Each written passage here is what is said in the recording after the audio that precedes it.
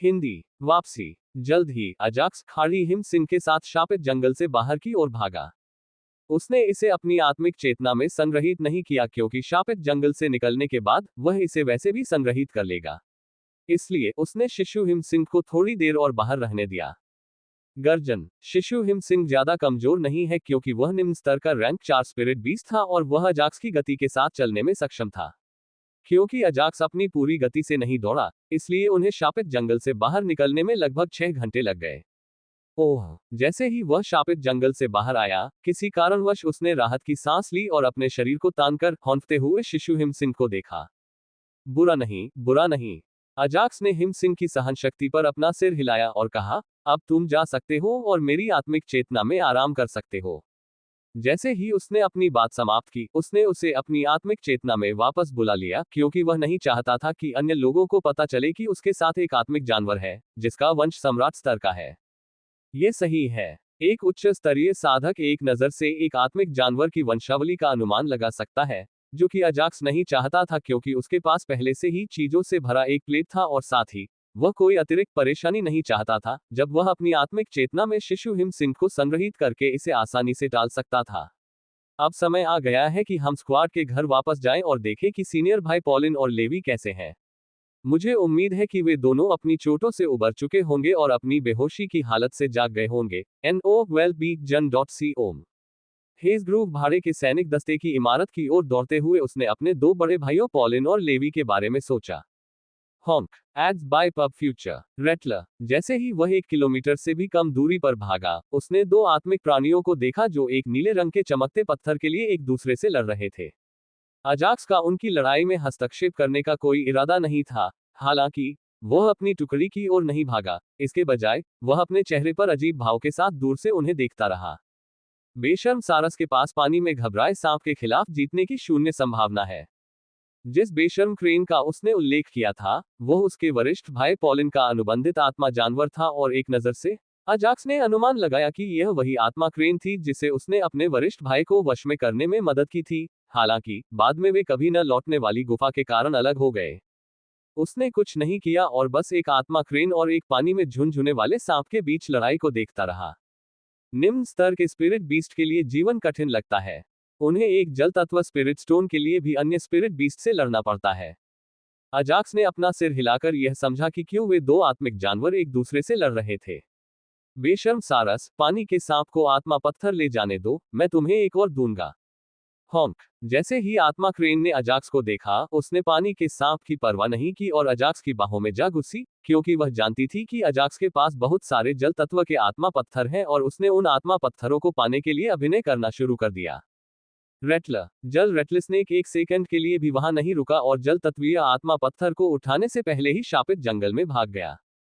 तुमने अपनी बेशर्मी भरी हरकतें पहले ही शुरू कर दी हैं, अजाक्स ने मजाक में आत्मा सारस से कहा और फिर उसे बलपूर्वक अपने आलिंगन से अलग कर दिया। Ads by pub future. Honk. आत्मिक सारस ने उसकी ओर ऐसे देखा जैसे उसे अंततः अपने जीवन रक्षक से मुलाकात हो गई हो और उसने अजाक्स को गले लगाने की कोशिश की। हालांकि अजाक्स आत्मिक सारस से कहीं अधिक शक्तिशाली था और वह अजाक्स को पकड़ नहीं सका। ये लो और चलो अपने मालिक से मिलने चले। अजाक्स इसे पॉलिन के पास लाना चाहता था क्योंकि यह आत्मिक सारस उसका अनुबंधित आत्मिक जानवर था। अपने मन में यह विचार रखते हुए उसने अपनी सूची से 1 दर्जन जल तत्व वाले स्पिरिट पत्थर निकाले और उन्हें स्पिरिट क्रेन को दे दिया। हॉन्क। दर्जनों जल तत्व वाले आत्मा पत्थरों को देखने के बाद आत्मा क्रेन ने अब अजाक्स की परवाह नहीं की और उन जल तत्व वाले आत्मा पत्थरों को निगलने पर ध्यान केंद्रित किया। गल्प। जल्द ही आत्मा क्रेन ने दर्जन भर जल तत्व आत्मा पत्थरों को निगल लिया। उसने अजाक्स को देखा जैसे कि वह और अधिक चाहता था, जिससे अजाक्स अवाक रह गया। तुम और भी बेशर्म होते जा रहे हो, अजाक्स ने आत्मा क्रेन का मजाक उड़ाते हुए कहा। यदि तुम मुझे 1 घंटे में मेरे भाड़े के दस्ते के निवास भवन में ले जाओ, तो मैं तुम्हें 1 दर्जन से अधिक जल तत्व आत्मा जानवर दूंगा।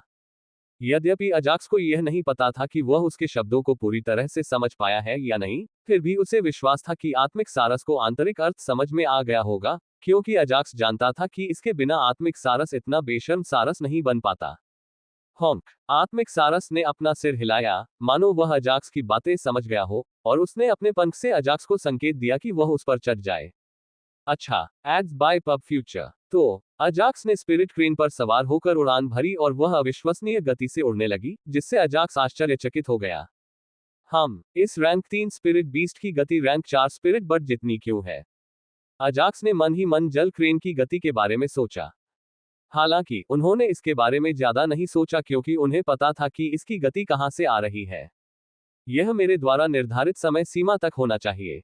जब उसने इस संभावना के बारे में सोचा तो अजाक्स को लगा कि यदि इस आत्मिक सारस को सावधानीपूर्वक प्रशिक्षित किया जाए तो यह उसके बड़े भाई पॉलिन के लिए एक अच्छा पालतू आत्मिक जानवर बन सकता है। 55 मिनट के बाद स्पिरिट क्रेन इतनी तेज गति से उड़ा कि वह 1 घंटे के भीतर ही हेजग्रूव भाड़े के सैनिक दस्ते की इमारत तक पहुंच गया। बहुत बढ़िया, अजाक्स ने आत्मा सारस को दुलारा, जो लगभग ऐसा लग रहा था जैसे अब किसी भी समय मरने वाला था। इसकी प्रशंसा करते हुए उन्होंने क्रेन को देने से पहले अपनी प्रणाली सूची से 20 जलतत्व आत्मा पत्थर निकाले। उसने आत्मा सारस को अपने वादे से अधिक दिया क्योंकि यह उसे यहां तेजी से ले आया, अन्यथा यदि उसे शापित जंगल के निकास से लेकर दस्ते के भवन तक दौड़ना पड़ता तो निश्चित रूप से उसे 2 घंटे लग जाते। आप इन जल तत्व आत्मा पत्थरों के हकदार हैं। मेरे साथ आओ और अपने गुरु से मिलो। अपने गुरु से मिलने के बाद ही आप जल तत्व आत्मा पत्थरों का उपयोग कर सकते हैं। जल्द ही वह आत्मा क्रेन के साथ इमारत में चला गया।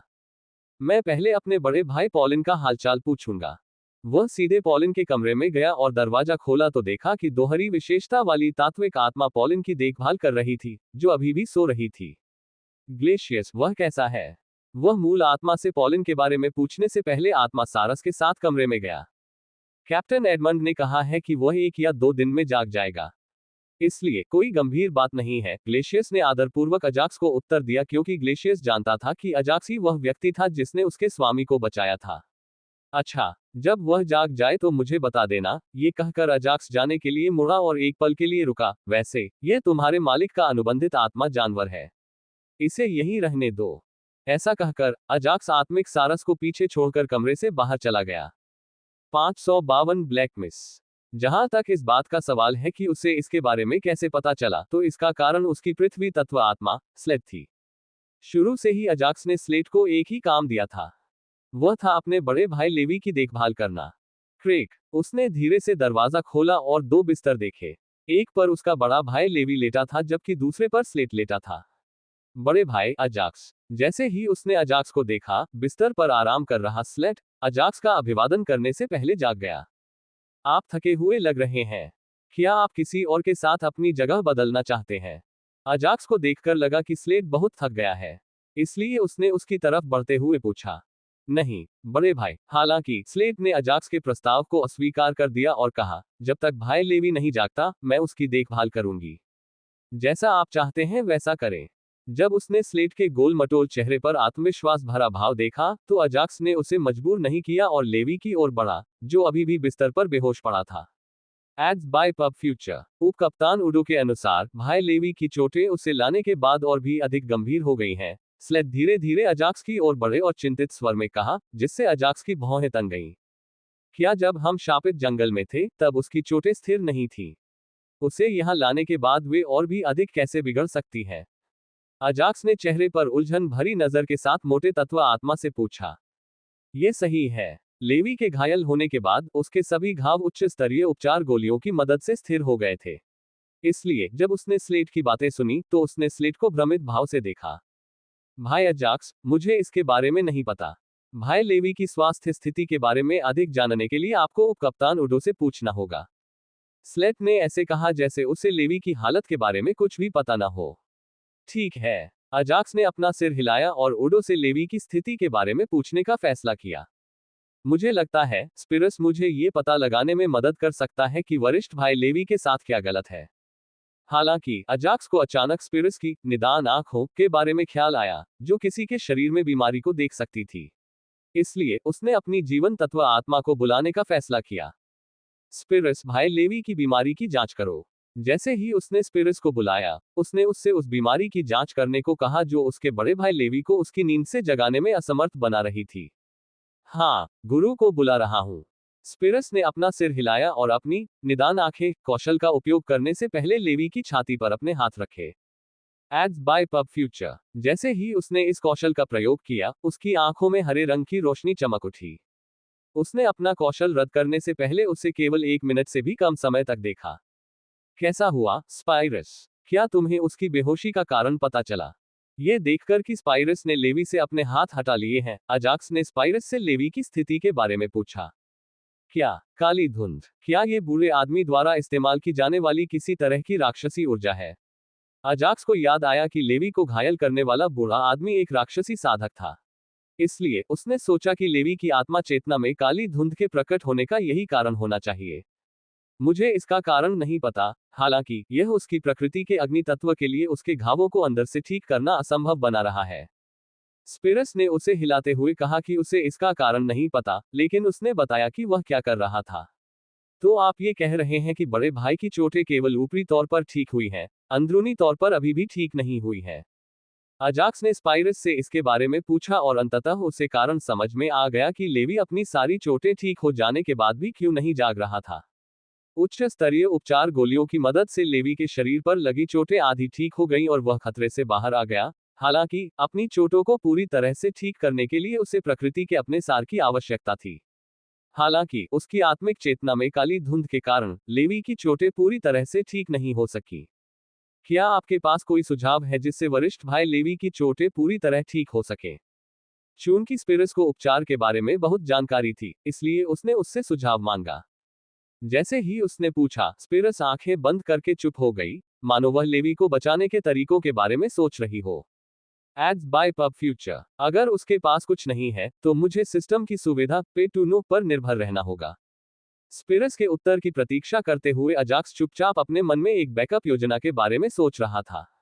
मैं जानता हूं कि उसकी आत्मिक चेतना में उस काली धुंध को कैसे नष्ट किया जाए, और एक बार जब हम ऐसा कर लेंगे, तो उसकी प्रकृति का अग्नि तत्व उसकी चोटों का ख्याल रखेगा। एक क्षण सोचने के बाद स्पिरस ने अपनी आंखें खोली और अजाक्स को उत्तर दिया।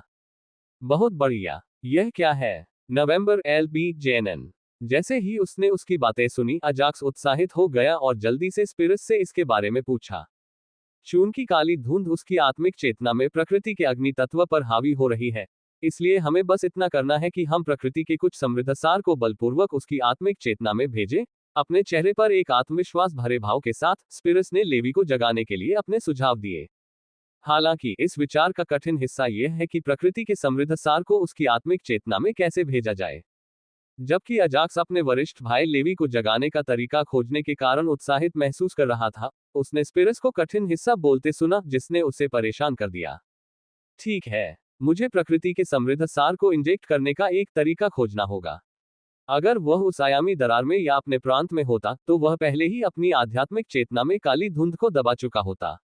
अजाक्स को पता था कि लेवी गिलिरसिस्ट प्रांत से था, जहां प्रकृति का स्वरूप काफी बेहतर था, और उसने सोचा कि इससे उसके बड़े भाई को अपनी चोटों को ठीक करने में मदद मिलेगी। इसलिए वह यथाशीघ्र प्रकृति के सार को इंजेक्ट करने का एक तरीका खोजना चाहता था, अन्यथा वह जानता था कि लेवी अपनी आधी अधूरी चोटों के साथ अधिक समय तक जीवित नहीं रह पाएगा। मैं अपनी प्रकृति के सार्वभौमिक सार को सीधे उसके शरीर में नहीं भेज सकता, क्योंकि वह मेरा अनुबंधित आत्मा जानवर नहीं है। उसके बेहोश होने के कारण मैं कुछ नहीं कर सकता। अजाक्स के वर्तमान विचारों के साथ, वह लेवी के शरीर में प्रकृति के समृद्ध सार को इंजेक्ट करने का उचित तरीका खोजने में असमर्थ था। शांत हो जाओ, जल्दबाजी मत करो, अजाक्स। ध्यान से सोचो, प्रकृति के सार को इंजेक्ट करने का कोई तरीका होना चाहिए। अचानक अजाक्स ने खुद को शांत किया और अपने सामने उपलब्ध सभी विकल्पों पर पूरा ध्यान केंद्रित किया। स्पिरस और स्लेट ने कुछ भी कहने की कोशिश नहीं की और चुपचाप अपने बुलाने वाले स्वामी को अपने विचारों में खोए हुए देखते रहे। मैं केवल प्रकृति के सार पर ही ध्यान क्यों केंद्रित कर रहा हूं? मैं काली धुंध को दबाने के लिए किसी अन्य ऊर्जा का उपयोग क्यों नहीं कर सकता? अंततः अजाक्स उत्साहित हो गया, क्योंकि उसने अपनी सोच के परिप्रेक्ष्य को बदलकर लेवी की आत्मिक चेतना में काली धुंध को दबाने का एक वैकल्पिक तरीका खोज लिया था। 553 लेवी की मदद करना। अजाक्स ने दो भ्रमित तात्विक आत्माओं को देखा और मुस्कुराते हुए उनसे कहा, समन मास्टर, आप किस तरह के पे की बात कर रहे हैं? जल्द ही स्पिरस ने अपने चेहरे पर भ्रम को दबा लिया और फिर अजाक्स से पे के बारे में पूछा। हाँ, असल में यह कोई पेय पदार्थ नहीं है, बल्कि यह एक फल है। अजाक्स ने हंसते हुए अपने विचार को संक्षेप में स्पष्ट किया, हालांकि उन्होंने अभी भी उन्हें पूरी तरह से नहीं समझाया। फिर भी स्पाइरस और स्लेट ने कोई और सवाल नहीं पूछा और अजाक्स के अपना काम करने का इंतजार किया। सिस्टम राक्षस आड़ू तैयार है ना? उसने चुपचाप सिस्टम से उस विशालकाय आड़ू के बारे में पूछा। ये सही है। इस बार वह राक्षस आड़ू अपने वरिष्ठ भाई लेवी को देना चाहता था क्योंकि वह अपनी वर्तमान स्थिति में अजाक्स के कारण था।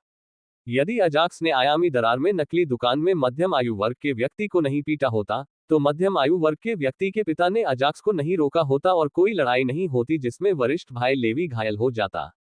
उसकी वर्तमान स्थिति का कारण मैं ही हूं। इसलिए मुझे उसे वापस लाने और उसकी नींद से जगाने में अपनी पूरी कोशिश करनी होगी। सिस्टम के जवाब का इंतजार करते हुए अजाक्स ने लेवी की वर्तमान स्थिति के कारण के बारे में सोचा और लेवी की मदद करने के लिए हर संभव प्रयास करने का फैसला किया। डिंग। हाँ, हो सकता है कि 1 या 2 दिन में इसका असर खत्म हो जाए। पब फ्यूचर द्वारा विज्ञापन। उसके विचारों के बीच सिस्टम ने राक्षस आड़ू के बारे में जानकारी दी और अजाक्स ने उसे अपनी सूची से पुनः प्राप्त करने में कोई समय बर्बाद नहीं किया। स्लेथ, मेरे बड़े भाई का मुंह खोलने में मदद करो। इन्वेंटरी से राक्षस आड़ू को बाहर निकालने के बाद अजाक्स ने स्लेथ से लेवी का मुंह खोलने में मदद करने के लिए कहा। अजाक्स की योजना राक्षस आड़ू को कुचलने और उसका रस लेवी के मुंह में डालने की थी। हाँ, गुरु को बुला रहा हूं। स्लेथ ने अपना सिर हिलाया और अजाक्स के आदेशों का पालन किया। डिंग। होस्ट, क्या आप किसी ऐसे व्यक्ति पर मॉन्स्टर पीच का उपयोग करने के बारे में निश्चित हैं जिससे आप हाल ही में मिले हैं? NO12BIN.CO। जब अजाक्स राक्षस आड़ू को कुचलने वाला था, तो सिस्टम ने एक सिस्टम नोटिफिकेशन भेजा, जिससे अजाक्स की भौहें तन गईं। हालांकि अजाक्स ने सिस्टम को कोई जवाब नहीं दिया और अपना काम जारी रखा। ओह, अंततः हमने मुख्य कार्य पूरा कर लिया और अब हमें बस इंतजार करना है। जल्द ही अजाक्स और स्लेट ने लेवी को उस विशालकाय आड़ू का रस पिलाया और राहत की सांस ली। जैसे ही उन्होंने लेवी के मुंह में जूस डाला, लेवी के शरीर से जूस पिलाने से पहले की तुलना में अधिक तीव्र ऊर्जा निकलने लगी। इसके साथ ही न केवल उसके घाव बल्कि उसकी साधना भी स्तर 2 के कुलीन सामान्य क्षेत्र तक पहुंच जाएगी।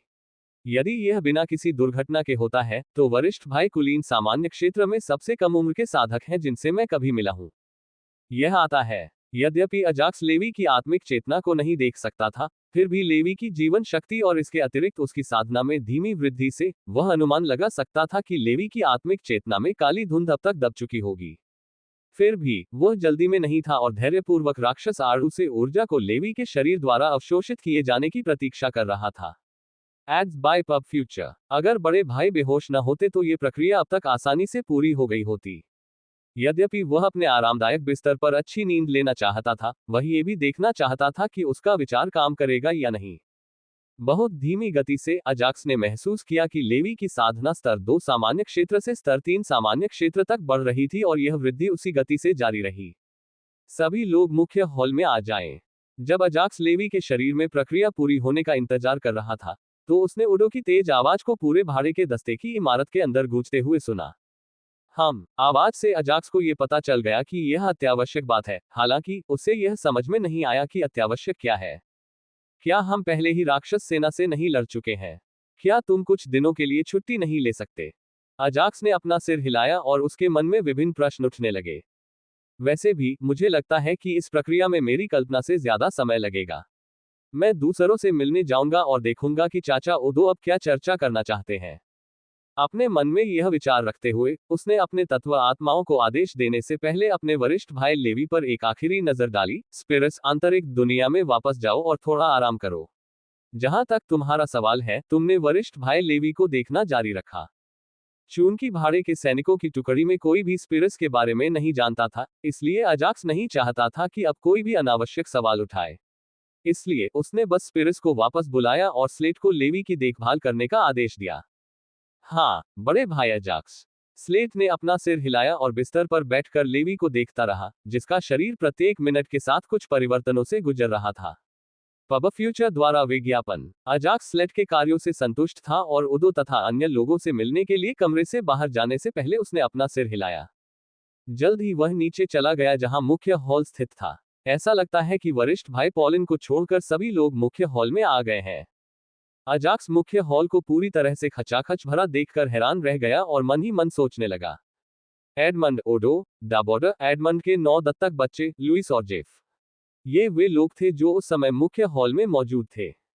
जहां तक रक्त गुलाब का सवाल है, वह अपने दस्ते के सदस्यों की जांच करने के लिए अपने भाड़े के दस्ते के भवन में गई। सभी को नमस्कार। मुख्य हॉल में प्रवेश करते ही उन्होंने एक ही अभिवादन के साथ सभी का अभिवादन किया। अजाक्स, तुम शापित जंगल के बीच में कहाँ भाग गए? अगर डाबोर्डर ने यह नहीं बताया होता कि तुम पहले ही शापित जंगल छोड़ चुके हो, तो हम बहुत चिंतित हो जाते।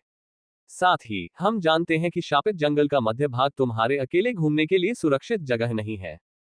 जैसे ही उसने अजाक्स को देखा, ओदो ने अजाक्स को बिना कुछ कहे चले जाने के लिए डांटा। बिना कुछ कहे चले जाने के कारण आपको परेशान करने के लिए मुझे खेद है। मैं ये बात फिर नहीं दोहराऊंगा। अजाक्स जानता था कि अगर उसने कुछ उत्तर दिया तो वह दूसरे प्रश्न की ओर ले जाएगा और फिर वहां से दूसरा प्रश्न।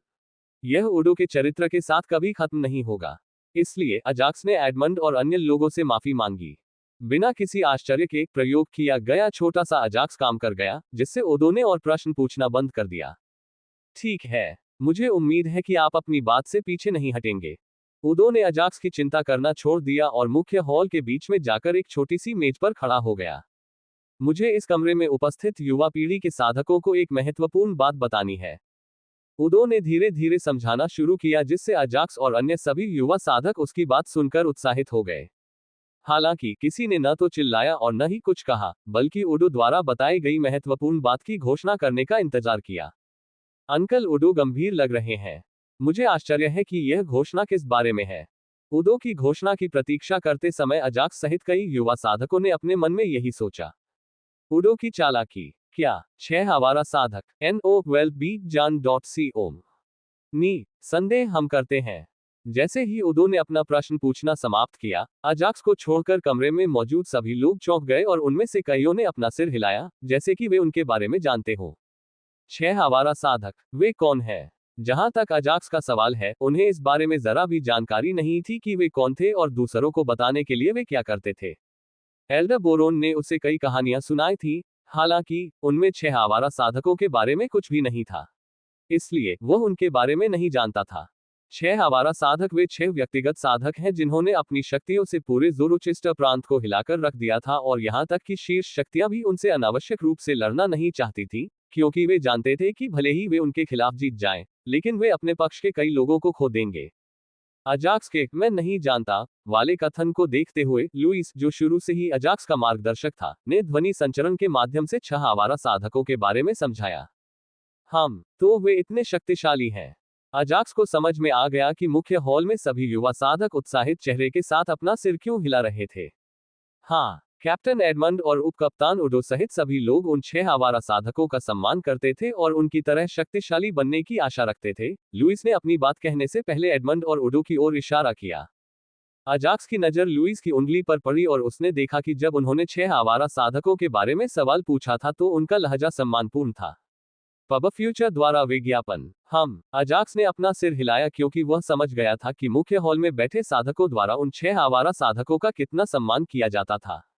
अच्छा, ओडो ने संतोष में अपना सिर हिलाया और फिर कहा, कैप्टन एडमंड 6 आवारा साधकों में से एक का पक्ष लेने में कामयाब हो गया और उसे अपने अधीन सभी प्रतिभाशाली युवा साधकों को उन 6 आवारा साधकों द्वारा आयोजित एक परीक्षण में भाग लेने के लिए भेजने का मौका दिया गया।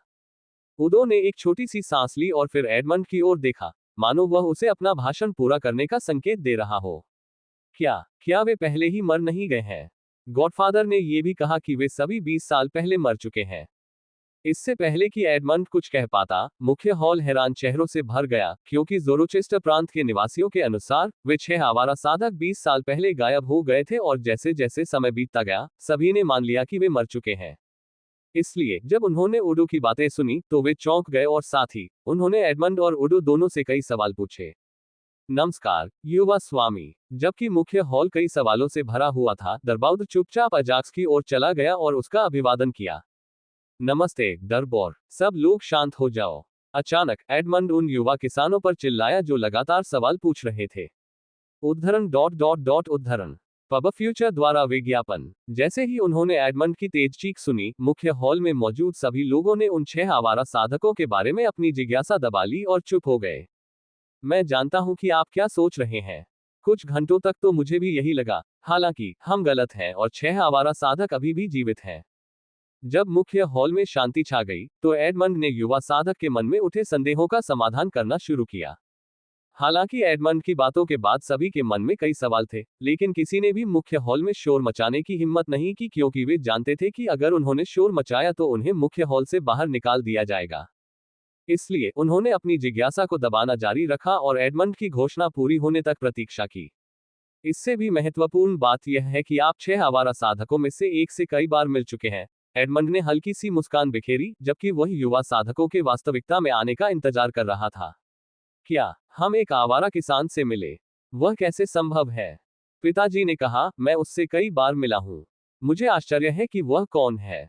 हालांकि उन्होंने एडमंड से सवाल पूछने की हिम्मत नहीं की, लेकिन इसका मतलब यह नहीं है कि वे दूसरों के साथ चर्चा करने के लिए ध्वनि संचरण का उपयोग नहीं कर सकते थे। एडमंड और उडो जानते थे कि वे ध्वनि संचरण के माध्यम से चर्चा कर रहे थे और उन्होंने उन्हें ऐसा करने की अनुमति दी क्योंकि वे वैसा ही महसूस करना चाहते थे जैसा उन्होंने वैग्रांत साधकों के बारे में सच्चाई जानने पर महसूस किया था। वह कोई और नहीं बल्कि हमारा लेजेंडरी भाड़े का सैनिक और भाड़े के सैनिकों के संघ का मालिक, संघ का मास्टर है। कुछ क्षण प्रतीक्षा करने के बाद एडमंड ने धीरे से एक आवारा साधक की पहचान बताई। क्या इसमें कोई आश्चर्य नहीं कि वह एक आवारा किसान है? पब फ्यूचर द्वारा विज्ञापन। एक क्षण रुको। गिल्ड मास्टर ने भाड़े के सैनिकों के गिल्ड की स्थापना 6 आवारा साधकों के गायब होने के बाद ही की थी। इसलिए वह उनमें से एक होना चाहिए। जैसे ही उन्होंने एडमंड के शब्द सुने, वे एक पल के लिए चौंक गए, फिर अगले ही पल उन्हें विश्वास हो गया जब उन्होंने 6 आवारा साधकों के गायब होने और गिल्ड मास्टर के प्रकट होने के बिंदुओं को जोड़ा। तो मुद्दे की बात पर आते हैं। एक सप्ताह में आप सभी कुछ परीक्षणों से गुजरेंगे और जो लोग उन परीक्षणों में सफल होंगे, उन्हें उनके निजी शिष्यों के रूप में चुना जाएगा। एडमंड कुछ हद तक असंतुष्ट था जब उसने देखा कि उसके दत्तक बच्चे और अन्य लोग एक पल के लिए चौंक गए और फिर सिर हिला दिया जैसे कि उन्हें गिल्ड मास्टर के बारे में पहले से ही पता था। इसलिए वह सीधे मुद्दे पर आया और कारण बताया कि उन्होंने उन सभी को मुख्य हॉल में क्यों बुलाया था। उद्धरण। एडमंड की बातें सुनने के बाद युवा साधकों की ओर से कोई प्रतिक्रिया नहीं आई, जिससे एडमंड और उदो नाराज हो गए, क्योंकि यह उनकी अपेक्षा नहीं थी। क्या तुम समझे मैंने अभी क्या कहा? एडमंड को लगा कि सभी युवा किसानों के साथ कुछ गड़बड़ है और वह उन पर चिल्लाया। चिल्लाता है? चिल्लाओ, मानो वे पागल हो गए हों। अजाक्स को छोड़कर सभी युवा साधक ऊंची आवाज में चिल्लाने और चीखने लगे। ओह! एडमंड ने जब ये हरकतें देखी तो राहत की सांस ली और उसके चेहरे पर मुस्कान आ गई। जब उन्होंने आपके शब्द सुने तो वे चौंक गए होंगे, इसलिए वे पहले चिल्ला नहीं पाए। उदो ने युवा साधकों की चुप्पी का कारण बताया। जब उन्होंने सुना कि वे उनके शिष्य बनने के लिए 6 घुमक्कड़ साधकों के परीक्षणों में भाग ले रहे थे। हालांकि एक अजीब व्यक्ति है जो दूसरों की तरह जरा भी उत्साहित नहीं है। अजाक्स की ओर इशारा करते हुए उदो ने अपना सिर हिलाते हुए एडमंड से कहा, हम पहले से ही जानते थे कि वह कितना सक्षम और प्रतिभाशाली है। इसलिए इसमें कोई आश्चर्य नहीं है कि वह दूसरों की तरह उत्साहित महसूस नहीं कर रहा था। उसके पास कितने सारे रहस्य हैं, इसका उल्लेख नहीं करना चाहिए। एडमंड ने आगे कहा, आप अजाक्स के बारे में चिंता करना बंद कर सकते हैं। वह निश्चित रूप से एक राक्षसी साधक नहीं है और उसने मुझे जो राक्षस आड़ू दिया था उसके साथ उसने वास्तव में मेरे मिशन को पूरा करने में 1 या 2 साल का समय दिया। कई दिनों तक अजाक्स को देखने के बाद एडमंड को अजाक्स के चरित्र के बारे में कमोबेश पता चल गया था। इसलिए उसने ओडो से अजाक्स के बारे में चिंता करना बंद करने को कहा। ऐसा नहीं हो सकता, ओडो ने पूछने से पहले अपना सिर हिलाया। जब हम शापित जंगल में थे तब तुम अजाक्स से कुछ सवाल पूछना चाहते थे और वह भी तुम्हारे सवालों का जवाब देने के लिए तैयार हो गया। इसलिए कई सफलताओं के पीछे के उसके रहस्य के बारे में पूछो। जब उदो ने एडमंड से ये शब्द कहे तो उसके चेहरे पर एक चालाक मुस्कान थी। स्वर्ण रंग का मिस। उदो की बातें सुनकर एडमंड अवाक रह गया और एक क्षण के लिए चुप हो गया। अब कोई बात नहीं, अब हमारे पास करने के लिए बहुत से काम है और यह मत भूलिए कि 6 आवारा साधकों के परीक्षणों के कारण हमें अपनी योजनाओं में बदलाव करना होगा। फिर भी उसने अपना सिर हिलाया और उदो को समझाने की कोशिश की कि वह अजाक्स के बारे में चिंता करना बंद कर दे। सांस। उडो ने एक क्षण के लिए एडमंड की ओर देखा और फिर एक आह भरते हुए अपना सिर हिलाया। अच्छा। एडमंड ने गहरी सांस ली और कहना शुरू किया, सभी लोग अगले 7 दिनों तक जितना संभव हो उतना आराम करें और अपनी सर्वोत्तम स्थिति बनाए रखने का प्रयास करें। अब बिखर जाएं। जैसे ही उसने आदेश दिया, एडमंड उडो के साथ मुख्य हॉल से बाहर चला गया। हाँ, हमें अपनी सर्वश्रेष्ठ स्थिति में रहना होगा। चलो 1 सप्ताह में मिलते हैं। ठीक है सब लोग, मैं भी अपने कमरे में वापस जाऊंगा। जल्द ही सभी ने एक दूसरे को अलविदा कहा और आराम करने के लिए अपने कमरों में चले गए। चूंकि 9 साधक राक्षस सेना के खिलाफ लड़े थे, वे अभी भी थके हुए थे और पहले की घोषणा के अनुसार उन्होंने अपनी शीर्ष स्थिति तक पहुंचने के लिए अगले 7 दिनों तक पूर्ण आराम करने का निर्णय लिया। लुइस, जेफ, मैं जाकर थोड़ा आराम करूंगा। अजाक्स ने भी लुइस और जेफ को अलविदा कहा और फिर उस कमरे में चला गया जिसमें वरिष्ठ भाई लेवी आराम कर रहे थे। क्रेग, वाह, ये है। उसने उस कमरे का दरवाजा खोला और अंदर जो कुछ देखा उससे वह दंग रह गया। Ads by pub future. राजसी हॉल में, महाराज, खुफिया समूह ने कुछ महत्वपूर्ण समाचार भेजे हैं जो पूरे ज़ेरोचेस्टर प्रांत को झकझोर देंगे। कमांडर रीड एक घुटने पर बैठे और अपने कांपते हाथों में एक स्क्रॉल लेकर स्टीफन ड्रेटन को रिपोर्ट दी। उसके सामने ज़ेरोचेस्टर प्रांत का राजा, जो चेहरे पर शिकन लिए अपने सिंहासन कुर्सियों पर बैठा था। यह क्या है? वह कमांडर रीड के चेहरे पर सम्मान की कमी से पहले से ही परेशान था और कुछ महत्वपूर्ण समाचार के साथ इससे वह और भी चिढ़ गया क्योंकि वह जानता था कि यह निश्चित रूप से अच्छी खबर नहीं थी। कमांडर रीड को धमकी दिए जाने के बाद उन्होंने धमकी देने से पहले जो सम्मान दिखाया था वह नहीं दिखाया। जहां तक खुफिया समूह की बात है, यह एक छोटी इकाई थी जो ज़ेरोचेस्टर प्रांत में जानकारी इकट्ठा करती थी और अगर राज्य को कोई खतरा होता था तो उसे राजा के पास भेजा जाता था। जहां तक अन्य जानकारी की बात है तो उसे शाही परिवार के अधीन अन्य समूहों को भेजा जाता था जो उन चीजों का ध्यान रखते थे। भाड़े के सैनिकों के संघ में कई साधकों ने 5 शक्तिशाली वृद्ध साधकों को संघ की ओर उड़ते हुए देखा और जब वे संघ भवन के पास पहुंचे तो वे हवा में गायब हो गए। कमांडर रीड ने अपने हाथों में स्क्रॉल पर लिखी जानकारी को पढ़ना जारी रखा। उन साधकों के अनुसार उनकी साधना निश्चित रूप से सामान्य शिखर कुलीन सामान्य क्षेत्र साधकों से अधिक है। क्या 5 शक्तिशाली वृद्ध साधक? कमांडर रीड के शब्द सुनते ही राजा स्टीफन ड्रेटन तुरंत अपने सिंहासन से खड़े हो गए और रीड से पुष्टि के लिए कहा, हाँ महाराज। कमांडर रीड ने अपना सिर हिलाया और अपने दिल की गहराइयों में जब उसने राजा स्टीफन ड्रेटन के चेहरे पर चिंता भरी नजर देखी तो उसे खुशी महसूस हुई। ये निश्चित रूप से वे ही हैं। मुझे पता था वे इतनी आसानी से नहीं मर सकते। क्या वे बदला लेने के लिए वापस आए हैं? राजा स्टीफन ड्रेटन ने अपनी चिंता को दबा लिया और चुपचाप अपने मन में सोचने लगे। महाराज, मुझे लगता है कि वे 6 आवारा किसान हैं। हालांकि रिपोर्ट में केवल 5 किसानों के देखे जाने की बात कही गई है। कमांडर रीड 2 दशकों से भी ज्यादा समय तक शाही सेना में थे और उन्हें पता था कि कौन अपने नाम से ही शक्तिशाली शाही परिवार को परेशान कर सकता है। इसलिए कमांडर रीड ने जानबूझकर 6 आवारा साधकों का विषय उठाया।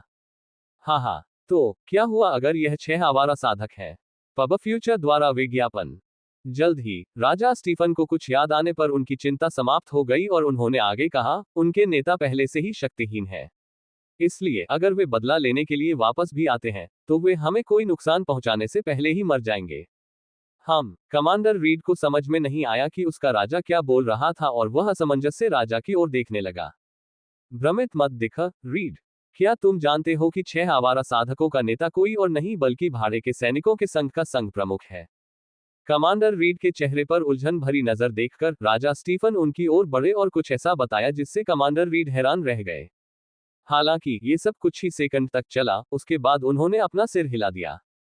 इसमें कोई आश्चर्य नहीं कि राजपरिवार हमेशा भाड़े के सैनिकों के समूह से दूर रहा और गुप्त रूप से भाड़े के सैनिकों के समूह को नष्ट करने के लिए हर संभव प्रयास करता रहा। शुरू से ही कमांडर रीड को शाही परिवार की गतिविधियों पर संदेह था। हालांकि सच्चाई जानने के बाद वह मन ही मन हंसे। मुझे पता है कि आप 6 आवारा साधकों के प्रकट होने पर खुश हो रहे होंगे। हालांकि मैं आपको एक बात याद दिलाना चाहता हूं, गिल्ड मास्टर 1 दशक पहले राक्षस राजा के खिलाफ लड़ाई में गंभीर रूप से घायल हो गया था। इसलिए कोई रास्ता नहीं है, वे हमारे खिलाफ नहीं जीत सकते। राजा स्टीफन ने अनुमान लगाया कि कमांडर रीड 6 आवारा साधकों की उपस्थिति से खुश महसूस कर रहे होंगे क्योंकि उन्हें पता था कि वे हमेशा शाही परिवार का विरोध करते थे और शाही परिवार उनके खिलाफ कुछ भी करने में असमर्थ था। इसलिए वह कमांडर रीड को गिल्ड मास्टर की चोटों के बारे में याद दिलाकर उनकी आंतरिक खुशी को कुचलना चाहता था। महाराज, मैं जानता हूं कि वे शाही परिवार के खिलाफ नहीं जीत सकते, भले ही गिल्ड मास्टर घायल हो जाए। लेकिन आपके मन में अभी भी उनके प्रति कुछ अज्ञात भय है, जिसने आपको और आपके पीछे के शाही मंत्रियों को उनके बारे में चिंतित कर दिया है। हालांकि कमांडर रीड ने राजा स्टीफन को एक भावहीन चेहरे के साथ उत्तर दिया और अपना जवाब समाप्त करते हुए कहा, चिंता वास्तविक है जिसने आपको भाड़े के गिल्ड से दूर रखा और यही कारण है जिसने हमेशा शीर्ष 3 संप्रदायों को अपने लिए हमला करने के बजाय उनके प्रति उकसाया। बस बाहर जाओ। जब राजा स्टीफन ने कमांडर रीड की बात सुनी तो वह क्रोधित हो गए और उसे शाही हॉल से बाहर जाने के लिए चिल्लाया। हाँ महाराज, अगर आपको किसी चीज की जरूरत हो तो मुझे संदेश भेजिए। कमांडर रीड ने वही भावशून्य चेहरा बनाए रखा और शाही हॉल से बाहर चले गए। हालांकि जब वह शाही हॉल छोड़ने के लिए वापस मुड़े तो उनके चेहरे पर एक चमकदार मुस्कान दिखाई दी। आज कमांडर रीड के लिए सबसे खुशी का दिन था क्योंकि वह विनम्र तरीके से राजा स्टीफन को परेशान करने में सफल रहे। ये कमांडर रीड आजकल अपने शब्दों के साथ और अधिक निर्लज होता जा रहा है, यह मानकर कि मैं उसे निकट भविष्य में नहीं मारूंगा, तथापि जब मैं पूरी तरह से नष्ट हो जाऊंगा तो मैं तुम्हें और तुम्हारे पूरे परिवार को यातनाएं दूंगा।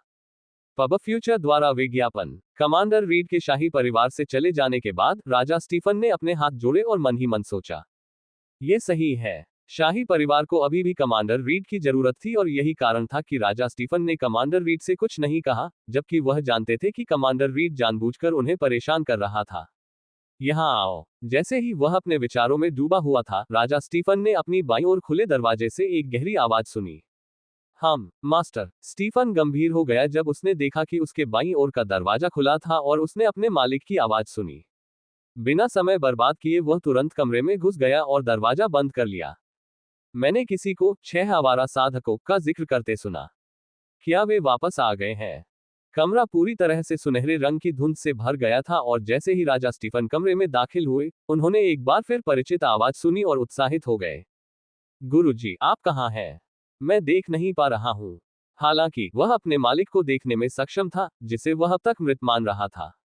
मैं यहाँ हूँ। ये सुनहरे रंग का कोहरा मैं हूँ और मेरे पास ज्यादा समय नहीं है इससे पहले कि मैं एक बार फिर से नींद में डूब जाऊं। गहरी आवाज एक बार फिर सुनहरे रंग के कोहरे के बीच से कमरे में गूंज उठी। क्या तुम सुनहरी धुंध हो? राजा स्टीफन उन शब्दों को सुनकर चौंक गए और जल्दी से सुनहरे रंग के कोहरे में चलना बंद कर दिया, क्योंकि उन्हें डर था कि अगर वे उसमें प्रवेश करेंगे तो उनके स्वामी गायब हो जाएंगे। हाँ, इस बारे में चिंता करने की कोई जरूरत नहीं है। आवाज राजा स्टीफन की हरकतों पर हंसी और फिर बोली, मैं तुम्हें चेतावनी दे दूं। अभी 6 आवारा लोगों से मत लड़ो। मुझे पुनर्जीवित होने के लिए कुछ और समय चाहिए। तब तक भले ही तुम्हें उनसे माफी मांगनी पड़े, तुम्हें माफी मांगनी ही पड़ेगी। समझे? अंत में आवाज धीरे धीरे कमजोर हो गई, मानो आवाज के मालिक में अब ज्यादा देर तक बोलने की शक्ति ही नहीं बची थी। क्या आप पुनर्जीवित हो रहे हैं? बढ़िया। भले ही मुझे घुटने टेकने पड़े, मैं आपके लिए ऐसा करूंगा गुरु। राजा स्टीफन ने जब ये शब्द सुने तो वे उत्साहित हो गए क्योंकि उनके स्वामी उनके लिए सब कुछ थे। इसलिए उन्होंने गिल्ड मास्टर से सुदृढ़ीकरण न भेजने के लिए माफी मांगने में संकोच नहीं किया। NO12BIN.CO। अच्छा, मैं तुम्हारे बारे में जानता हूं मेरे प्रिय शिष्य। तब तक कृपया अपना ख्याल रखना। अब जाओ। जैसे ही गहरी आवाज ने अपनी बात समाप्त की, कमरे का दरवाजा खुल गया। हाँ गुरुजी, मुझे आशा है कि आप शीघ्र ही पुनर्जीवित हो जाएंगे। बिना समय बर्बाद किए राजा स्टीफन कमरे से बाहर चले गए और उसे बंद कर दिया। मैंने सोचा था कि मैं अपने मालिक को कभी नहीं देख पाऊंगा, लेकिन मेरे मालिक वापस जीवित हो रहे हैं। अगर मुझे कमरे के अंदर परिचित एहसास नहीं होता तो भले ही वह आवाज मेरे एस्टर की ही क्यों न हो, मैं उस पर यकीन नहीं करता। कमरे से बाहर आने के बाद उसे उत्साह महसूस हुआ और उसकी सारी पिछली चिड़चिड़ाहट दूर हो गई। लेवी जाग गया। हेज ग्रूव भाड़े के सैनिक दस्ते की इमारत में। वाह! जैसे ही उसने उस कमरे का दरवाजा खोला जिसमें उसका बड़ा भाई लेवी आराम कर रहा था, अजाक्स एक पल के लिए आश्चर्यचकित हुआ, फिर उसकी जगह उत्साह ने ले ली। कमरे में एक युवक बिस्तर पर बैठा था और उसका शरीर ऊर्जा से भरपूर था। युवक के बगल में एक पारदर्शी भूरे रंग की तात्विक आत्मा बैठी थी और वे कुछ बातें कर रहे थे। बड़े भाई लेवी, उत्साहित चेहरे के साथ अजाक्स उस युवक की ओर चला गया और उसका नाम पुकारा।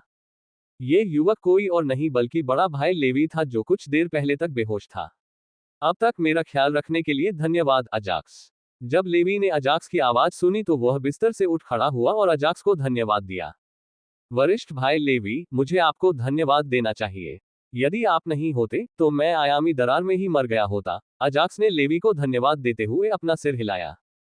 ये सही है। आयामी दरार में वापस लेवी ही वह व्यक्ति था जिसने अजाक्स को बचाया था और अजाक्स की वजह से वह घायल हो गया था। इसलिए अजाक्स को लगा कि उसे लेवी का शुक्रिया अदा करना चाहिए, न कि इसके विपरीत। Ads by pub future. ठीक है, ठीक है। अजाक्स के चेहरे पर जिद्दी भाव देखकर लेवी ने अपना सिर हिलाया और उसके चेहरे पर हल्की सी मुस्कान आ गई। आइए एक दूसरे को धन्यवाद देना बंद करें, पहले इस बारे में बात करें कि मेरे बेहोश होने के बाद क्या हुआ था। मुस्कुराने के बाद लेवी ने अजाक्स से उन बातों के बारे में पूछा जो उसके बेहोश होने के बाद हुई। अजाक्स ने अपना सिर हिलाया और लेवी के शरीर से ऊर्जा को महसूस करते हुए उसने मन ही मन सोचा, लगता है राक्षस आड़ू ने सब कुछ संभाल लिया है। लेकिन उससे पहले आपकी साधना क्या है, वरिष्ठ भाई लेवी? फिर भी उसने कुछ ऐसा पूछा जिससे लेवी उलझन में पड़ गया। हालांकि ये केवल एक सेकंड तक चला और फिर एक झटके में बदल गया। हाँ, ये कैसे संभव है? लेवी को तब बहुत आश्चर्य हुआ जब उसने अपनी साधना की जांच की और उसके शब्द हकलाने लगे। यह उस राक्षसी आड़ू के कारण है जो भाई अजाक्स ने तुम्हें बेहोशी की हालत में दिया था। किनारे पर खड़ी पृथ्वी तत्व आत्मा ने चेहरे पर मुस्कान के साथ लेवी के प्रश्न का उत्तर दिया। क्या एक राक्षस आड़ू, तुमने मुझे उस तरह का मूल्यवान फल क्यों दिया, अजाक्स?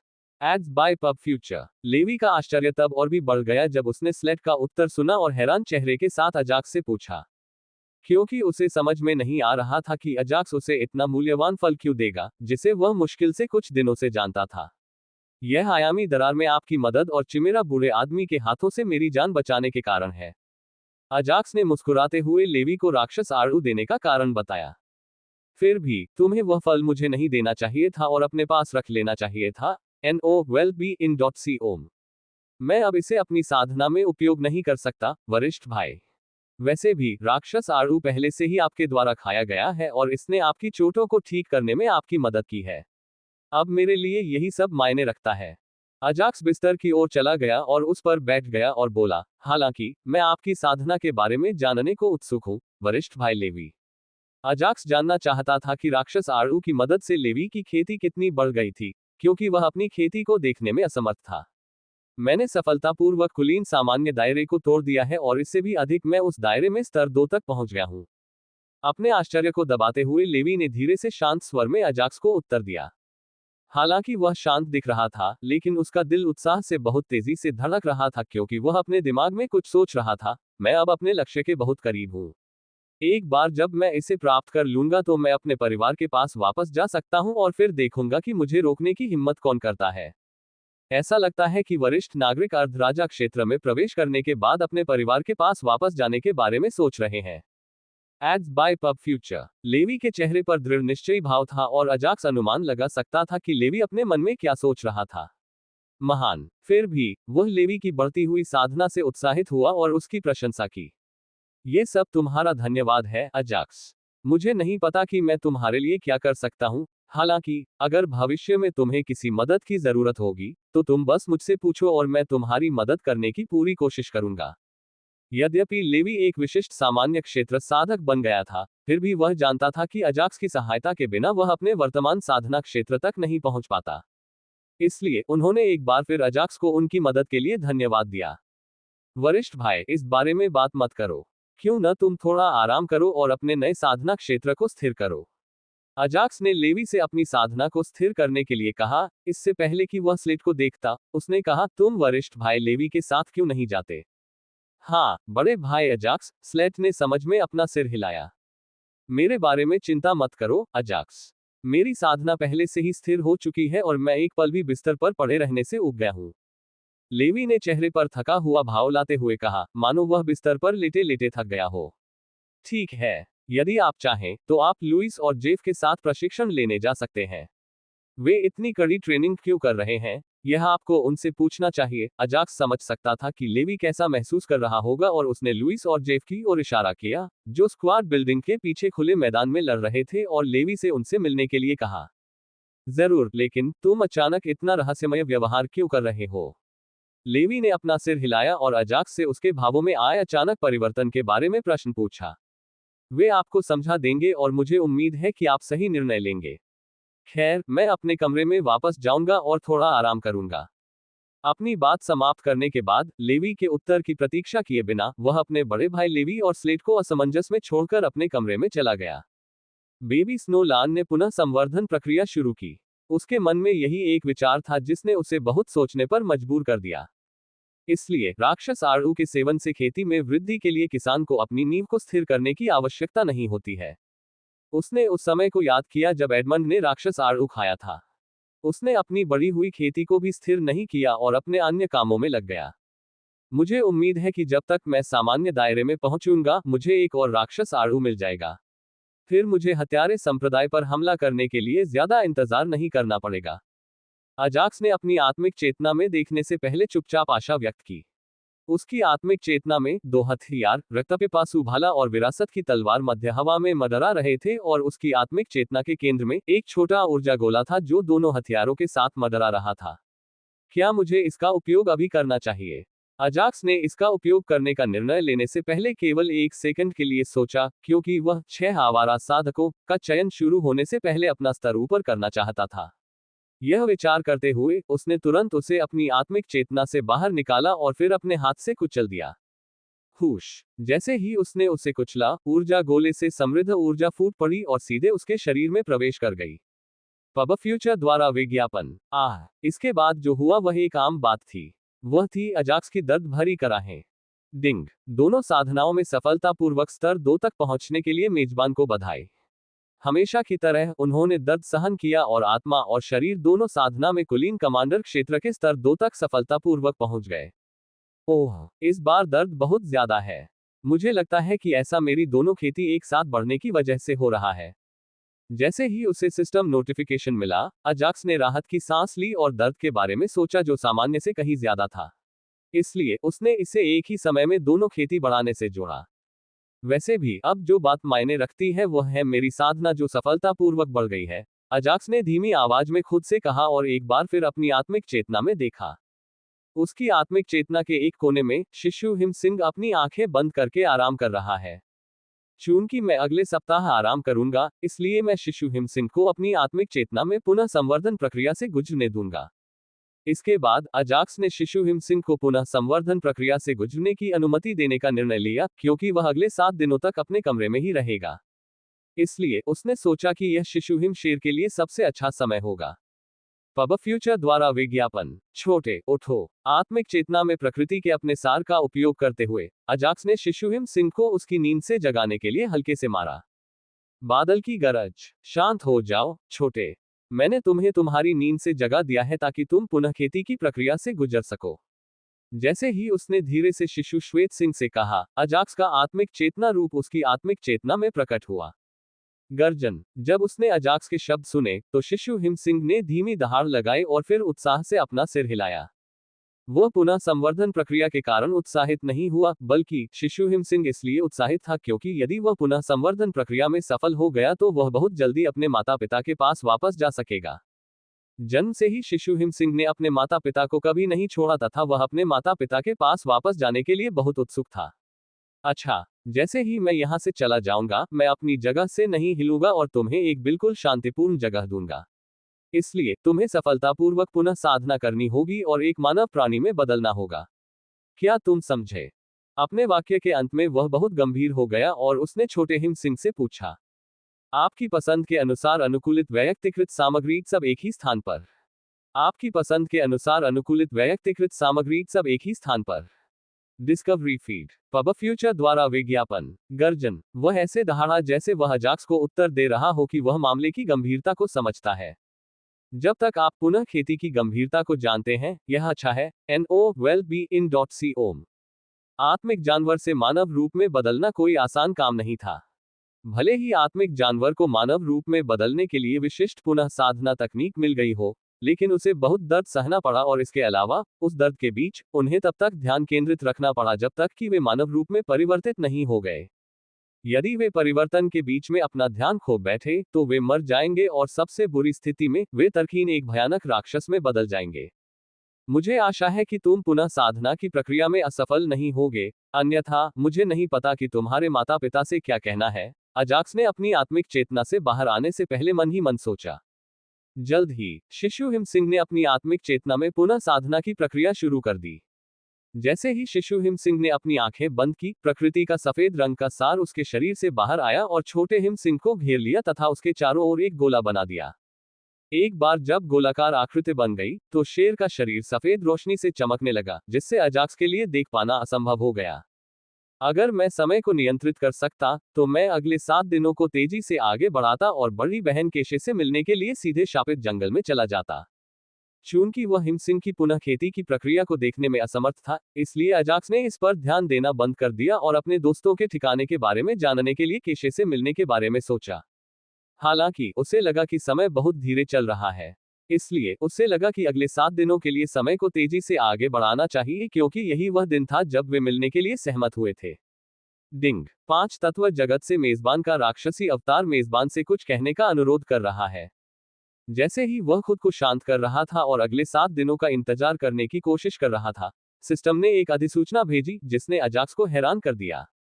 तारांकन तारांकन तारांकन तारांकन तारांकन तारांकन तारांकन तारांकन तारांकन तारांकन। साप्ताहिक लक्ष्य। विज्ञापन हटाकर अपने पढ़ने के अनुभव को बेहतर बनाएं। घात लगाकर हमला। पहला, यह उस मिशन की प्रगति की रिपोर्ट देना था जो उन्होंने अपने 3 अनुबंधित मानवरूपी जानवरों को दिया था। और दूसरा था महत्वपूर्ण निर्णय लेने या आपातकालीन स्थिति में उनसे संपर्क करना। चूंकि मुझे पंचतत्वीय दुनिया छोड़े हुए केवल 1 दिन ही हुआ है, इसलिए मुझे लगता है कि वहां अवश्य कुछ हुआ होगा। अजाक्स ने इसे सीधे दूसरे मामले से जोड़ दिया और उसके चेहरे का भाव गंभीर हो गया और उसने मन ही मन सिस्टम को आदेश दिया, सिस्टम, मुझे उससे जोड़ो। वह नहीं जानता था कि दूसरी दुनिया से अपने राक्षसी अवतार के साथ कैसे संवाद किया जाए। इसलिए उसने राक्षसी अवतार के साथ संवाद करने में मदद के लिए सिस्टम का सहारा लिया। डिंग। मेजबान के राक्षसी अवतार के साथ संचार आरंभ करना। डिंग, NO will be in .co। Host की मौजूदा ताकत के साथ, होस्ट अपने राक्षसी अवतार से केवल 2 मिनट तक ही संवाद कर सकता है। इसलिए, जल्दी करें। जैसे ही उसने सिस्टम से राक्षसी अवतार से जुड़ने के लिए कहा, अजाक्स को कुछ सिस्टम नोटिफिकेशन प्राप्त हुए, जिन्हें देखकर अजाक्स ने अपना सिर हिलाया। केवल 2 मिनट, मुझे जल्दी करना है। हालांकि वह जानता था कि 2 मिनट बहुत कम थे, फिर भी वह ज्यादा निराश नहीं हुआ, क्योंकि 2 मिनट कुछ न करने से बेहतर ही थे। Buzz ads by pub future. जल्द ही राक्षसी अवतार का प्रक्षेपण अजाक्स के सामने प्रकट हुआ, जिसके बगल में 120 सेकंड की उल्टी गिनती चल रही थी। आपको जो कहना है उसे पूरा करने के लिए केवल 1 मिनट मिला है। बिना समय बर्बाद किए, अजाक्स ने सीधे अपने राक्षसी अवतार से आग्रह किया और उसके बोलने का इंतजार करने लगा।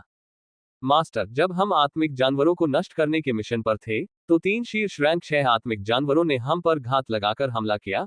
चूंकि यह अजाक्स का राक्षसी अवतार था, इसलिए ये समझ गया कि उनके पास एक दूसरे के साथ संवाद करने के लिए अधिक समय नहीं था और सीधे मुद्दे पर आ गया। क्या? अजाक्स अपने राक्षसी अवतार के शब्दों को सुनकर चौंक गया और मन ही मन आशा व्यक्त की, मुझे आशा है कि कम हताहत होंगे। वह जानता था कि 5 तत्वों की दुनिया में उसके 3 आत्मिक जानवर नहीं मरे, क्योंकि यदि वे मरते तो उसे सिस्टम से सूचना मिल जाती। हालांकि, इसका मतलब यह नहीं है कि वे गंभीर रूप से घायल या अपंग नहीं थे। इसके अलावा, उसके अनुबंधित आत्मिक जानवर शिक्साटो के जंगलों में अविकसित आत्मिक जानवरों का शिकार करने वाले अकेले नहीं थे, क्योंकि उनके पास अपनी सेना थी और उसे उम्मीद थी कि बहुत अधिक नुकसान नहीं होगा। हालांकि एल्डरक्वेरेक और अन्य 2 जनजातियों के अन्य बुजुर्गों की मदद से हमने उन 3 आत्मिक जानवरों को मार डाला जिन्होंने हम पर घात लगाया था। फिर भी रावेथ और अन्य 2 अनुबंधित आत्मिक जानवर गंभीर रूप से घायल हैं और उन्हें ठीक होने में कम से कम 1 महीना लगेगा। इसलिए मैं ये रिपोर्ट करने आया हूं कि मिशन में अपेक्षा से अधिक समय लगेगा। अजाक्स ने उसके राक्षसी अवतार को परेशान नहीं किया और उसके बोलने तक इंतजार किया। यद्यपि उसका स्वर शांत था, फिर भी वह अपने दिल में बहुत बुरा महसूस कर रहा था, क्योंकि वह सोच रहा था, मुझे उनके साथ वहां होना चाहिए था। फिर भी, वह जानता था कि यह इसके लिए उपयुक्त समय नहीं है और उसने अपने राक्षसी अवतार से बोलना जारी रखा, बस इतना ही।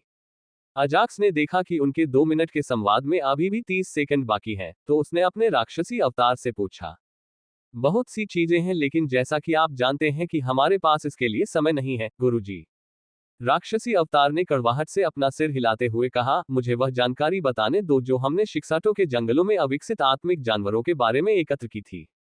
Ads by pub future. Ajax ने कुछ नहीं कहा और राक्षसी अवतार की बातें सुनता रहा, क्योंकि उसके गायब होने में ज्यादा समय नहीं बचा था।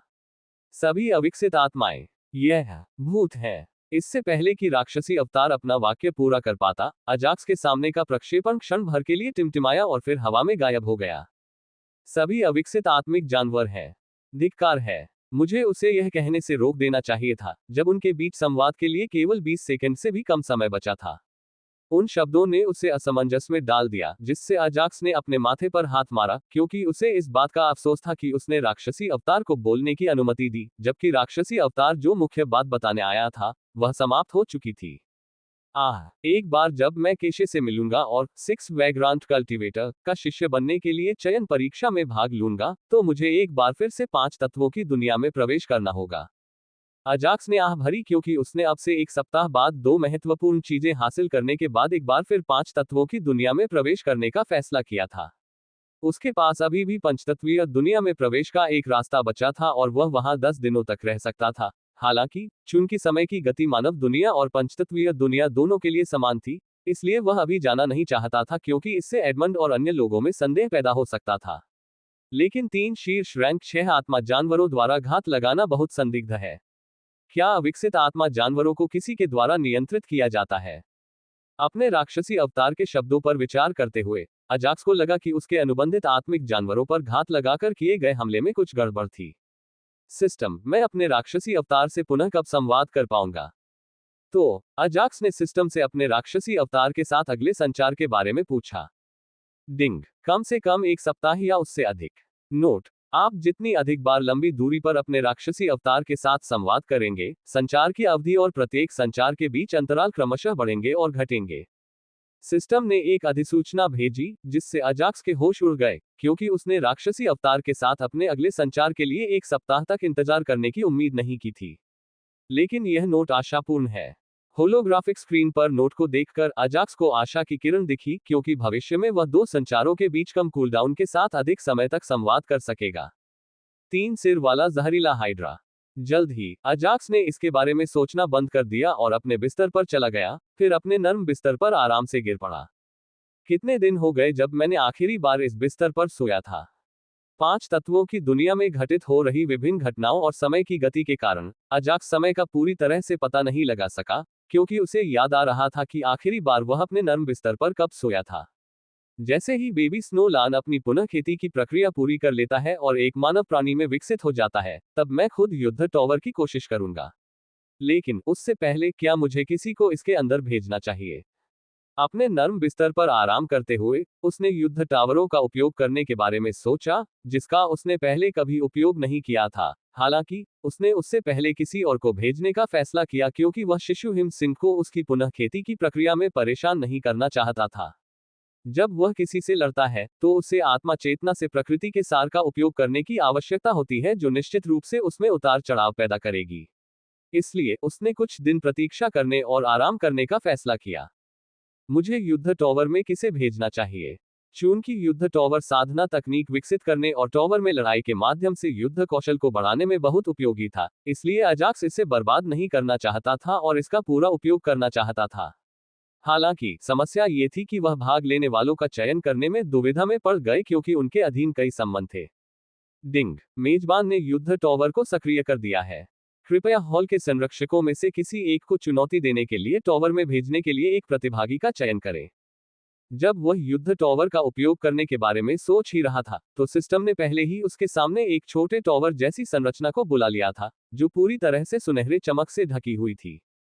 तो यह एक युद्ध टॉवर है। Ads by pub future. यद्यपि अजाक्स अपने सामने एक छोटे से टॉवर जैसी संरचना के अचानक प्रकट होने से चौंक गया था, लेकिन वह अनुमान लगाने में सक्षम था कि यह युद्ध टॉवर था और इसे देखकर वह थोड़ा उत्साहित हो गया। अब तक उसे यह नहीं पता था कि युद्ध टॉवर कैसा दिखता है, सिवाय इसके कि यह एक टॉवर जैसी संरचना थी। हालांकि अब उसे पता था कि यह एक सुनहरी चमक से लेपित थी जो बहुत सुंदर थी। मैं इस बार बेन के साथ जाऊंगा। एक क्षण सोचने के बाद उन्होंने विष तत्व आत्मा का चयन किया क्योंकि यह वोल्केनिस के बाद सबसे शक्तिशाली तत्व आत्मा थी। जल्द ही उसने बेन को अपनी आंतरिक दुनिया से बाहर बुलाया। NO12BIN.CO। बैन, जाओ और अपने दिल की इच्छानुसार खेलो और तुम अपने हथियार 5 मौलिक विषयों की पूरी शक्तियों का बिना किसी डर के पूरी तरह से उपयोग कर सकते हो। चेहरे पर हल्की सी मुस्कान के साथ उसने विष तत्व आत्मा को आदेश दिया और फिर उसे युद्ध टॉवर में भेज दिया जो मध्य हवा में मंडरा रहा था। हालांकि अब अजाक्स ने अपने जहर के साथ पूरी तरह से खेलने का आदेश दिया, जिससे बेन बहुत उत्साहित हो गया और युद्ध टॉवर में लड़ने के लिए उत्सुक हो गया। चलो देखते हैं उसका प्रतिद्वंद्वी कौन है। अपने चेहरे पर जिज्ञासा भरी नजर के साथ अजाक्स ने एक होलोग्राफिक स्क्रीन का आह्वान किया जो कि बेन और युद्ध टॉवर के संरक्षकों में से एक के बीच लड़ाई दिखा सकता था। वह सांप है। अजाक्स ने देखा कि बेन ने एक बड़ा ग्रे रंग का दरवाजा खोला और एक हॉल में प्रवेश किया।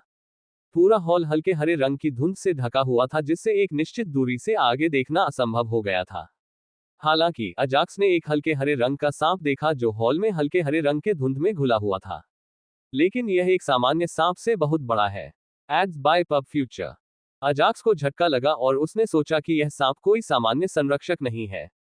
संरक्षक की छाया को छोड़कर अजाक्स धुंध में उस सांप जैसे प्राणी को देख पा रहा था। धुंध छंट रही है। जब अजाक्स संरक्षक के बारे में जानने को उत्सुक था, उसने देखा कि बेन और संरक्षक के बीच की धुंध दूर जा रही थी और वह देख पा रहा था कि संरक्षक वास्तव में कैसा दिखता है। डिंग। संरक्षक जानवर, 3 सिर वाला जहरीला हाइड्रा। उसी समय उन्हें सिस्टम नोटिफिकेशन प्राप्त हुआ, जिससे वे आश्चर्यचकित हो गए, क्योंकि होलोग्राफिक स्क्रीन पर जिस अभिभावक को वे देख रहे थे, उसके केवल एक ही सिर थे। हालांकि सिस्टम नोटिफिकेशन में ये स्पष्ट रूप से कहा गया था कि यह 3 सिर वाला हाइड्रा था। क्या उस हॉल में कोई और संरक्षक है? अजाक्स को यकीन था कि वह जो देख रहा था वह हाइड्रा नहीं था। इसलिए उसने हॉल के आसपास देखा और हॉल के एक कोने में हल्की हलचल देखी। हालांकि धुंध के कारण वह ये देखने में असमर्थ था कि वहां क्या छिपा था। बेन, लगता है कोई और है। बैन, सावधान रहो। जैसे ही वह धुंध में छिपे दूसरे संरक्षक जानवर के बारे में बेन को चेतावनी देने वाला था, उसने देखा कि ठीक उसी प्रकार का संरक्षक जानवर, जिसे उसने बेन के सामने देखा था, कोने से बाहर आ रहा है। वो उस पर नजर रख रहा था और जल्दी से बेन को इसके बारे में चेतावनी दी। जहरीले कोहरे में मेरे साथ खेल खेल रहे हो। मुझ तक चुपके से पहुंचने के लिए तुम्हें अभी भी इससे कहीं ज्यादा की जरूरत है। हालांकि जब सांप जैसा रक्षक जानवर बेन को निगलने वाला था, तो वह गायब हो गया और दूसरे सांप जैसे रक्षक जानवर के सामने प्रकट हुआ, जो उसके सामने खड़ा था और कुछ ही सेकंड के भीतर उसने उस पर हमला करने से पहले अपनी जहरीली दरांती को बुलाया। ये सही है। हल्के हरे रंग का कोहरा जहर का कोहरा था और यही कारण था कि बेन को घात के बारे में ज्यादा डर नहीं था, क्योंकि वह जहर के मार्ग में प्रबुद्ध हो गया था। स्वूश। बेन ने सोचा कि उसके सामने खड़े जानवर के पास भागने के लिए कोई जगह नहीं है और उसने वहां से निकलने के लिए अपनी पूरी ताकत लगा दी। युद्ध टॉवर का पूरा उपयोग करना। स्वूश। धर। हालांकि इससे पहले कि बेन की जहरीली दरांती सांप जैसे प्राणी को छेद पाती, एक तीसरा प्राणी जहर की धुंध से बाहर आया और अपनी पूंछ से उसने पूरी ताकत से बेन पर वार किया। बेन को यह उम्मीद नहीं थी कि जहरीली धुंध में एक और संरक्षक मौजूद है और वह अचानक हुए हमले से बच नहीं सका और दीवार से टकरा गया। खांसी। बहुत बढ़िया। बेन कुछ कठिनाई के साथ जमीन से उठ खड़ा हुआ और उसने हल्की खांसी के साथ अपने सामने खड़े 3 सांप जैसे जीवों की प्रशंसा की। मैंने उसे चेतावनी दी थी, फिर भी वह क्यों नहीं भागा? जहां तक अजाक्स का प्रश्न है, जो युद्ध टॉवर में हो रही घटनाओं को आराम से देख रहा था, उसने अपनी भौहें ऊपर उठाई, क्योंकि वह ये नहीं समझ पाया था कि जब उसने स्पष्ट रूप से हमले के बारे में चेतावनी दी थी, तो उसकी जहरीली आत्मा ने आखिरी हमले को क्यों नहीं टाला। डिंग। जब कोई व्यक्ति युद्ध टॉवर के किसी हॉल को चुनौती दे रहा हो, तो युद्ध टॉवर के बाहर से होने वाले सभी संचार अवरुद्ध हो जाएंगे।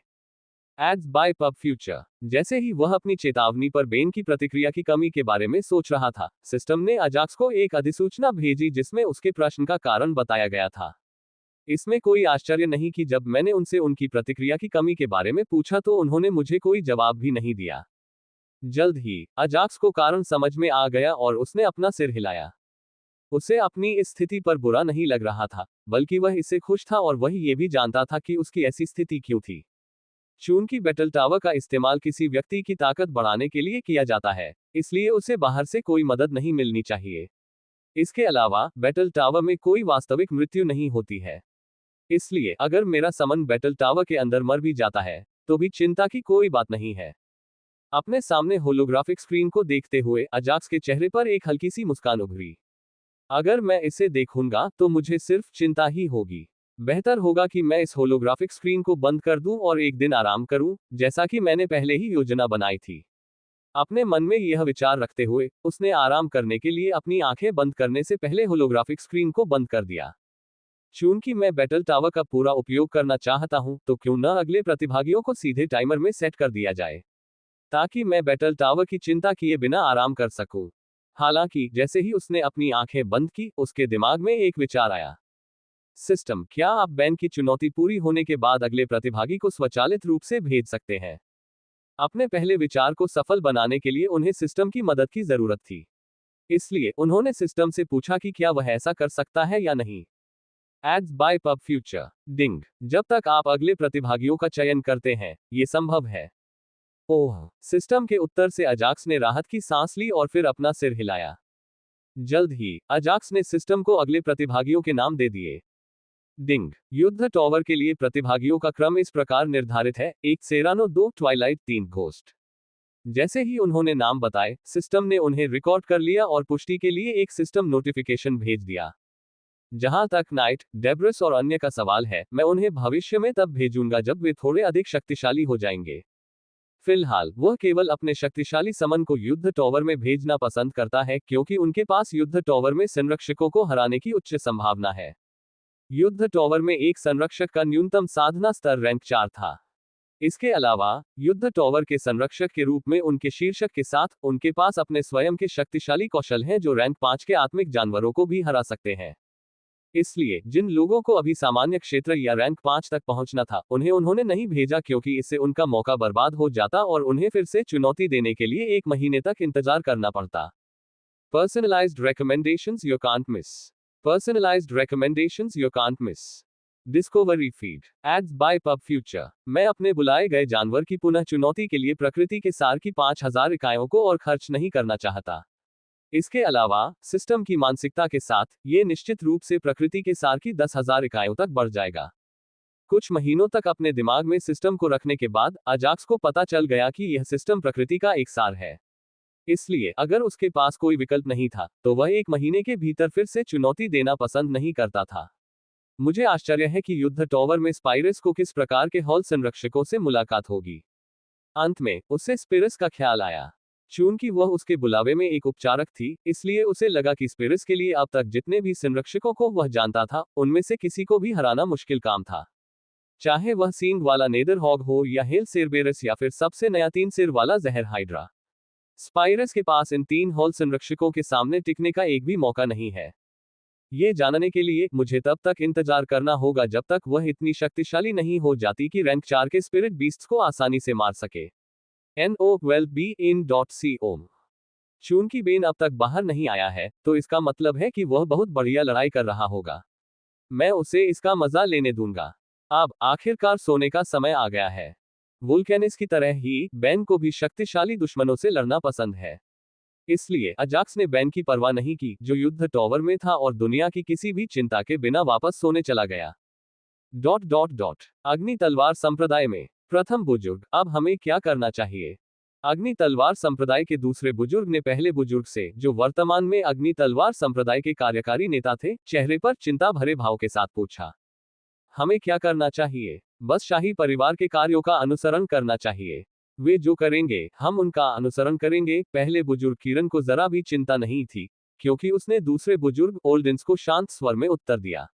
लेकिन यदि 6 आवारा साधक किसी भी संप्रदाय के विरुद्ध जाना चाहेंगे, तो हम उनका पहला लक्ष्य होंगे। अपने भाई किरण के आश्वासन के बाद भी ओल्डेंस शांत नहीं रह सके और जल्दी जल्दी अपने मन की बात कह दी।